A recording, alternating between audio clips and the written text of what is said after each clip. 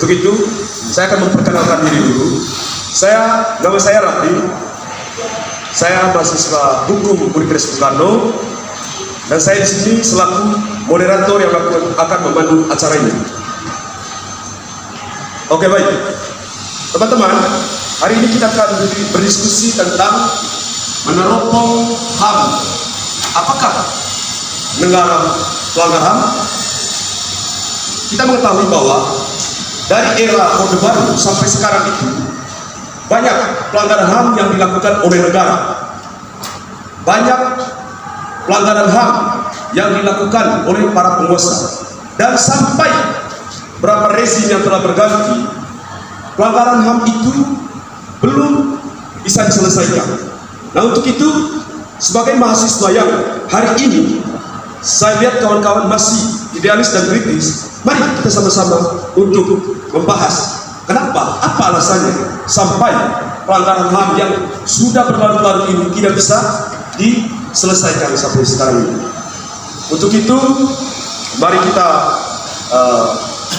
mendengarkan dulu pemaparan dari para pemateri kita. Nah, untuk yang pertama, mungkin saya meminta Kakak Christine untuk menyampaikan sedikit pandangan terkait judul dari diskusi kita hari ini.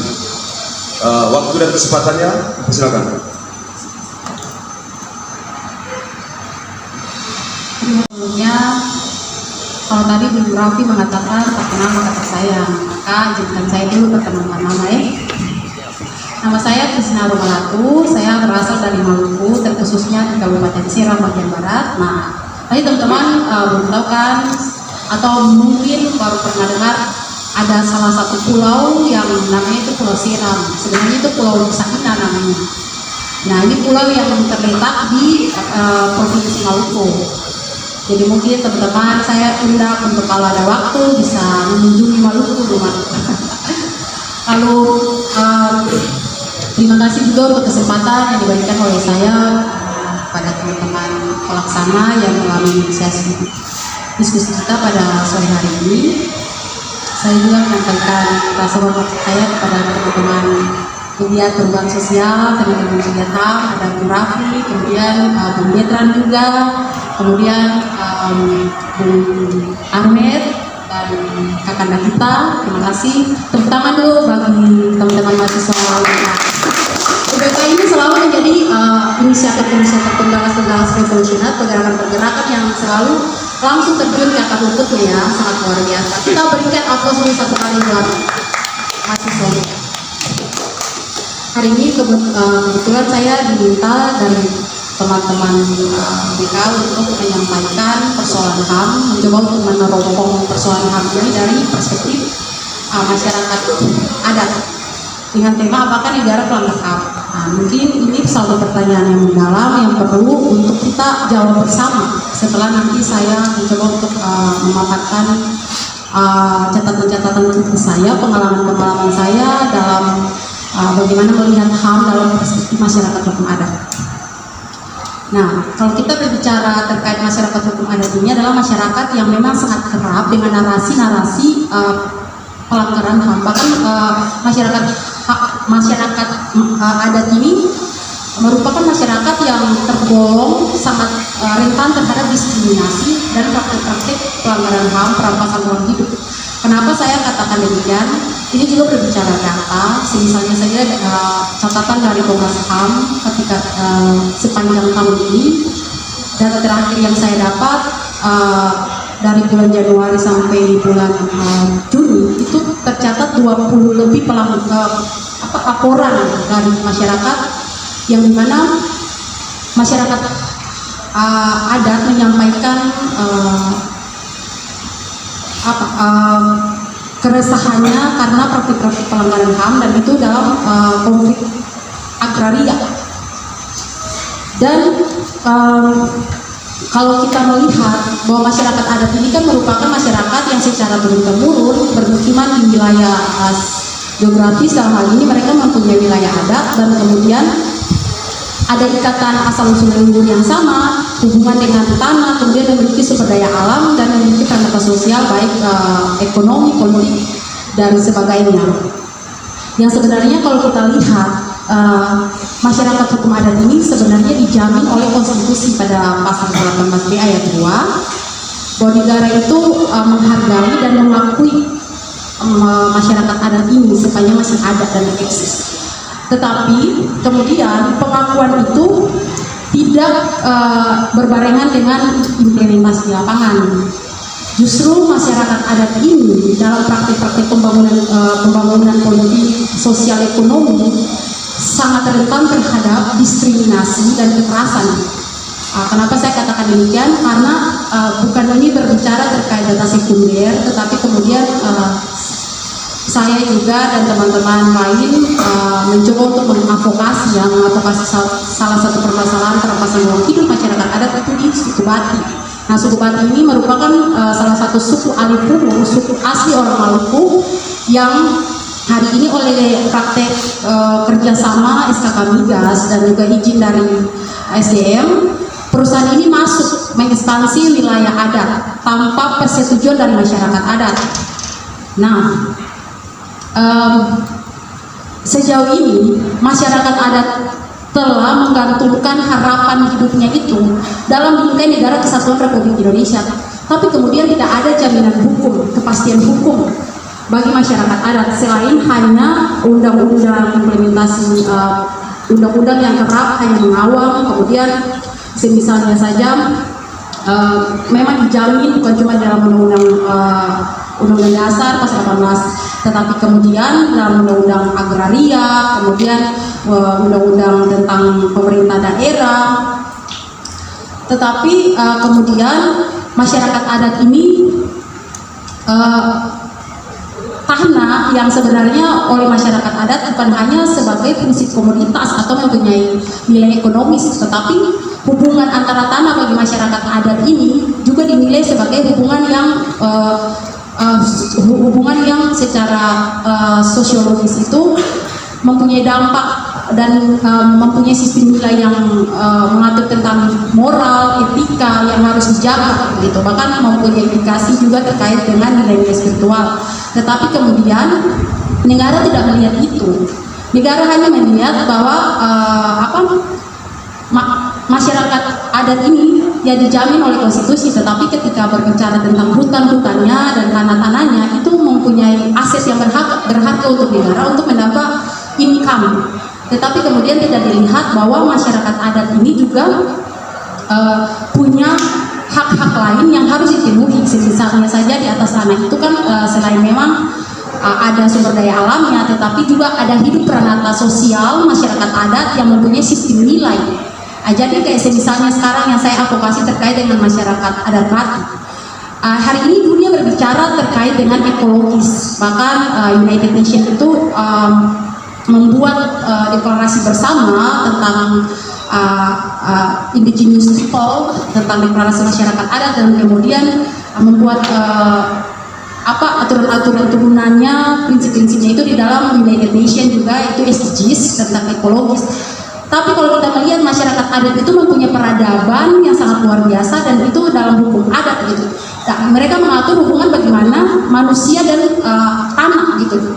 Kalau kami di sana di Maluku itu tanah itu your mother, lu punya mama. Jadi harus kayak bahasa kami sehari-hari, saya bisa buat apa yang saya buat gitu, kayak misalnya Anda tidak bisa menciptakan tanah, Anda tidak bisa menciptakan air, Anda tidak bisa menciptakan batu, sehingga tugasnya Anda itu adalah merawat, menjaga.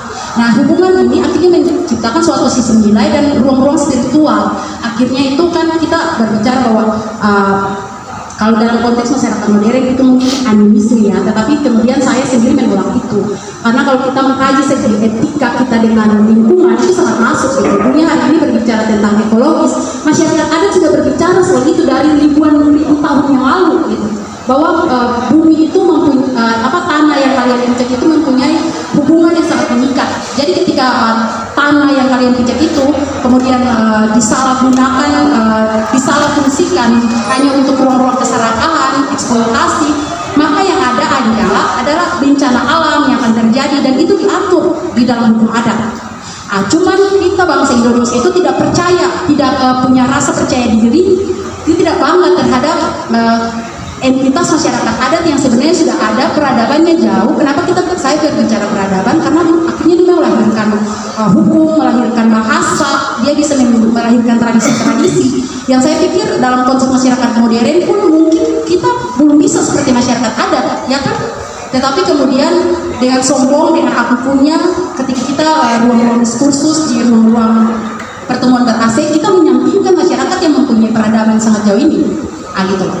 Kemudian contoh kasusnya itu suku Bati ini suku yang mohon maaf, ketika saya masih kecil, orang tua saya pernah menceritakan bahwa ada satu suku, itu suku Bati, suku Alur, sebelum kita bergabung dengan negara NKRI ini. Bahkan ini kampus Bung Karno, kalau memang Bung Karno masih ada, dia tuh tahu apa itu artinya suku Bati, Alur bagi kami orang Maluku. Tetapi bahkan ketika memerdekakan negara ini, Bung Karno itu mempunyai perjalanan ke sana dan meminta izin juga kepada orang tua di sana, dan itu saya buktikan dengan guru anaknya itu pergi membawa bingkai-bingkai foto Bung Karno, dan saya sempat tanyakan kok ada foto-foto Bung Karno di sini, dan mereka menceritakan bahwa perjalanan Bung Karno merekan-rekan negara ini, dia juga meminta izin ke salah satu suku di Provinsi Maluku. Tetapi kemudian tidak dilihat oleh negara. Yang negara tahu hanyalah suku Bati itu mempunyai sumber daya alam, yaitu minyak yang harus dieksploitasi untuk kemudian dijadikan sebagai sektor income bagi pendapatan daerah dan juga secara nasional. Tapi mereka tidak lihat bahwa kekayaan suku Bati itu juga berbicara tentang kekayaan adat istiadat tradisionalnya, kemudian ada situs-situs sejarah yang seharusnya kita jaga dan kita rawat lebih dari nilai ekonomis gitu loh. Itu yang tidak dilihat. Lebih parahnya lagi, ketika SKK Migas ini melakukan kontrak kerja dengan suku Bati, dengan perusahaan, dan ketika masyarakat itu mengetahui bahwa there's something wrong, ada yang salah dengan fungsi lahan ini, karena bagi masyarakat adat Bati itu ada tanah-tanah sakral yang merupakan yang tidak bisa dimasuki oleh perusahaan gitu. Jadi tanah yang dilihat sebagai ibu, jika sewaktu-waktu kemudian tanah itu tidak difungsikan dengan baik, itu akan membuat dampak juga terhadap sistem sosial bagi masyarakat itu. Nah, akhirnya masyarakat melakukan pemalangan. Nah, pemalangan itu tanda X, kemudian ada kain beram, itu kain merah yang seperti saya pakai, yang sebenarnya memberikan ultimatum bagi perusahaan bahwa tidak boleh beroperasi lagi di situ, karena ini sudah hukum adat yang masyarakat sudah meletakkan sanksi palang gitu. Tetapi selama 4 kali itu perusahaan mendobrak sanksi adat kami, palang-palang yang memang dibuat oleh masyarakat adat. Padahal kalau untuk orang Maluku, berang ini merupakan sakralitas ya. Kami punya harga diri begitu. Dan saya pikir ini cuma bukan orang Maluku ya, tapi orang Papua yang hari ini juga korban keserakan oligarki, yang artinya mengatasnamakan kesejahteraan masyarakat, padahal ini mengubah wujud petani-petani kita yang sangat kita bangga untuk menjadi pekerja-pekerja murah di perusahaan. Nah, itu bahaya, bukan cuma di Maluku, di Papua, dan juga di Kalimantan, di Sumatera. Dari Sabang sampai Pulau Rote, itu dari Niaga sampai di Maroke, kita itu mau diseragamkan dengan sistem kapingnya oligarki gitu. Padahal masyarakat adat ini kan sudah punya peradaban yang sangat luar biasa. Kita harus bangga sebenarnya bahwa Indonesia ini, yang Bung Karno katakan bahwa kita tidak hanya kaya dari sumber daya alam kita, tetapi juga kita kaya dengan adat tradisi budaya yang membuat kita tuh kuat. Ini identitas kita gitu loh. Nah, perusahaan PT Balam ini bahayanya adalah mereka itu menggunakan kayak misalnya tuh praktek-praktek pengeboran minyak itu, mereka menggunakan kalau teman-teman tahu dinamit, mungkin teman-teman ada yang jurusan mesin atau industri tahu tentang itu sebenarnya itu bom granat yang sengaja ditaruh di dalam tanah, dan hari ini jadi ada 3 lain, dan itu tuh sudah ratusan hektar yang dikapling oleh perusahaan dan siap diambil gitu.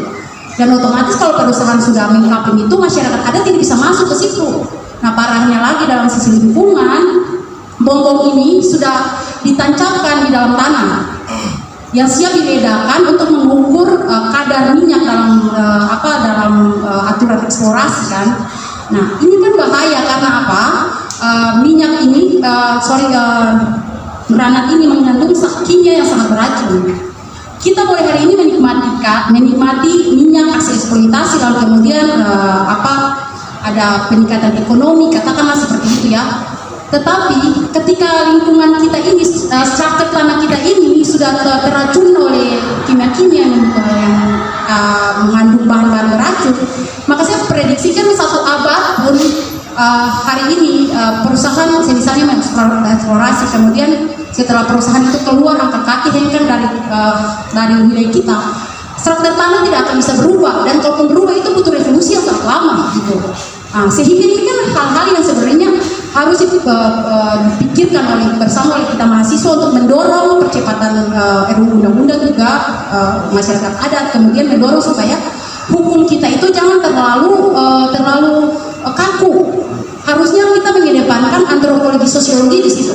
Misalnya kemarin saya mencoba untuk saya teman-teman mengadvokasi, ada juga pembetran, kemudian kita mengadvokasi soal persoalan batik ini. Lalu di sana ternyata gila ya, negara ini mohon maaf tapi SKK Migas mengatakan emang suku Batik mempunyai hak layak. Sebenarnya saya harus mempertanyakan, emang negara ini ada gitu? Mana kita pertanyakan itu, karena apa? Ternyata di dalam undang-undang tentang kehutanan itu pasalnya mengatur bahwa negara itu akan mengakomodir masyarakat adat jika perdanya ada. Nah, masalah perda di daerah kita mungkin ini juga menjadi masalah di daerah-daerah lain ya. Di Papua itu tuh pertama kita bukan cuma ada 5 provinsi yang diberikan otonomi khusus gitu yang mengatur dan mengakui masyarakat adat di situ. Sementara di lain-lain itu tuh masih belum, sehingga kalau perda pun ada itu gontok-gontokan, kemudian tarik kepentingan masyarakat pemerintah daerah dan kepentingan nasional. Akhirnya masyarakat kita itu yang terpecah belahkan.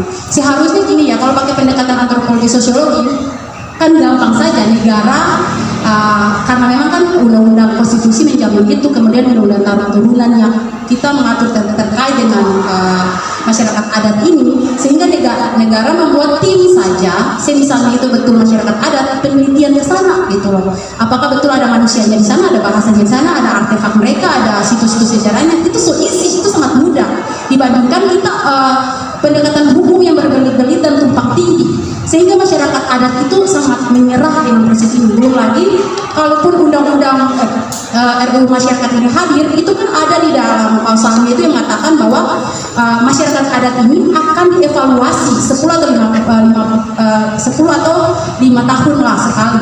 Nah, ini masalah ya, kayak SIM gitu, kita buat SIM masyarakat, kayak masyarakat adat ini seumpamanya SIM, lalu kemudian dikasih alarm jika memang ini tidak sesuai dengan kepentingan nasional, langsung dibubarkan masyarakat adatnya. Nah, harusnya kalau memang negara berani mengevaluasi masyarakat adat terkait dengan kehadirannya, harusnya masyarakat adat juga harus mengevaluasi negara gitu loh. Selama ini kita 77 tahun dengan NKRI, apakah memang hak-hak konstitusional kita itu sudah terjamin? Hak kami dalam mempertahankan adat budaya, mendapat perhatian khusus dari pemerintah, itu kan banyak hal ekosop itu yang kemudian dilanggar gitu. Jadi sebenarnya negara ini harus, kalau pertanyaannya apakah negara pelanggar HAM, justru negara itu penggagas pelanggar HAM. Saya bilang negara yang mengakomodir kepentingan oligarki, membuat izin kontrak kerja untuk kemudian memasukkan oligarki untuk merampas ruang hidup masyarakat adat. Bahkan kalau kita lihat polisi bahkan difasilitasi negara untuk menjaga. Saya punya data terkait itu karena kami memang advokasi. Dan itu polisi menjaga di laras panjang masyarakat adat. Pertanyaannya, lu mau tembak masyarakat, siapa yang mau lu tembak gitu? Padahal pencuri sebenarnya itu adalah pada kaum oligarki dan masyarakat dan pemerintah yang tahu dan sadar untuk membuat izin kontrak kerja itu. Jadi kalau pertanyaannya negara, apakah negara pelanggar HAM? Ya, dia penggagas, bahkan menjadi inisiator untuk membuat pelanggaran HAM dan perampasan ruang hidup. Mungkin itu saja gagasan dari saya, mungkin menjadi pemantik, nanti kita akan ada pada diskusi. Terima kasih. Jadi kawan-kawan bebas untuk bertanya para pemateri siapa saja. Oke, baik pemateri ya. Kawan-kawan, mungkin ada yang bertanya?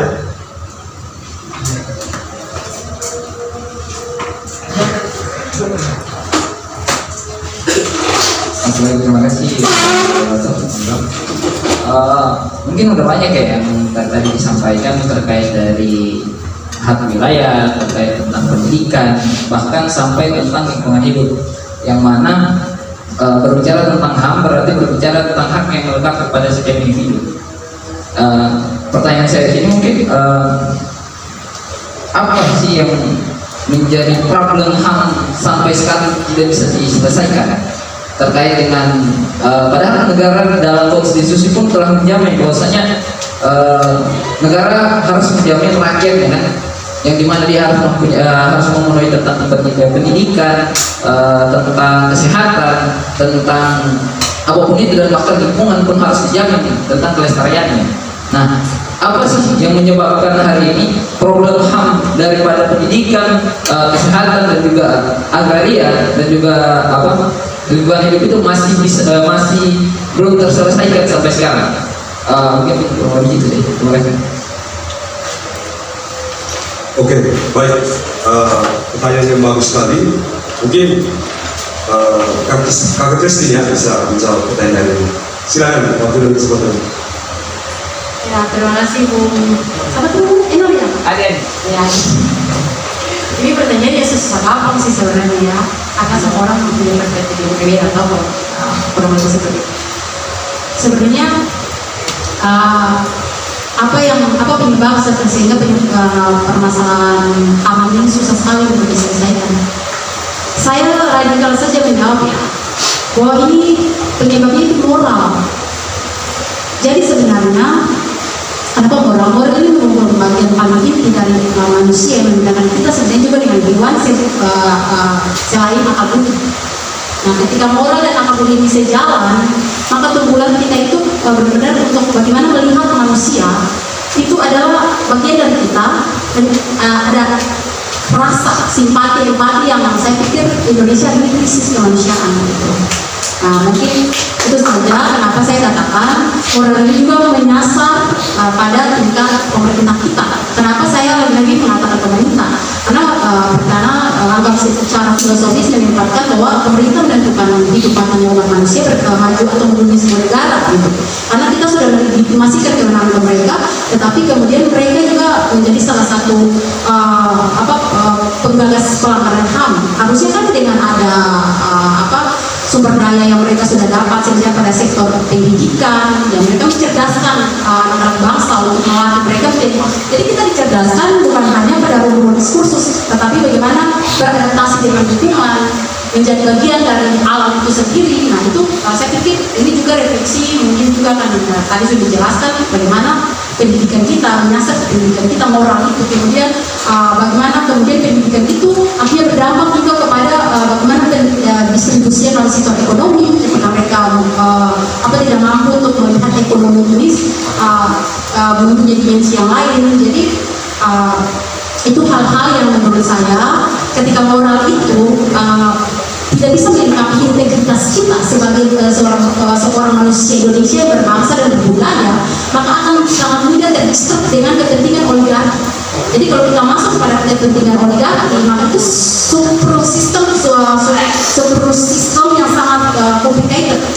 Maka saya pikir kita harus persoalan paling mendasar adalah terkait dengan moralitas anak bangsa yang hari ini sama-sama kita harus sadari dan mengkonstruksi itu. Mungkin itu saja jawaban dari saya, mungkin nanti ditambahkan. Oke, baik. Terima kasih Kak Christine. Ini terkait moral ya. Kembali lagi, kenapa hal ini tidak bisa selesai sampai sekarang? Ada apa? Saya sepakat ketika Kak Christine menyampaikan bahwa ini karena moral. Jadi moral dari seseorang, dia bisa menentukan. Dari moral itulah, kalau moralnya bagus, tentunya kebijakannya juga akan bagus. Ya kan? Tentunya tragedi HAM ini tidak akan berlalu-lalu kalau moral dari para pengusaha bangsa kita ini bagus, baik. Kira-kira begitu ya, terusnya.